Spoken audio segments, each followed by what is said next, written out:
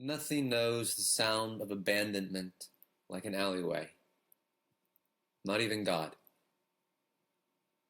Laying here stained with the stink of desolation, I see men build high altars inside the mouths of little boys who wander here, thirsty for tithes. Their oblivion followed by how heavy it sits on the tongue. And those people who wander by in the light see my hunger before glancing away and go on talking love to each other. The look I give them stirs the sleeping crows from their skin. Isn't that worth the smallest praise? And it felt like summer for 10 years when the lady offered a cigarette, smoke and samba from her lips until it caught the alley breeze.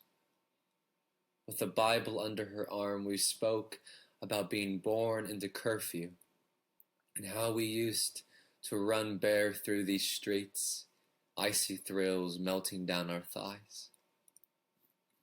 How I wanted to draw my finger across those honey-rich days.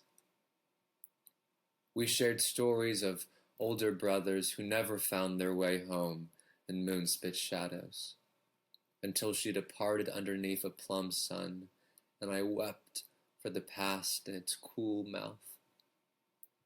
It chewed its way through my skin as the whole world flooded until it rained indoors, those little boys' eyes resurrected in the reflection of my lonely drowning.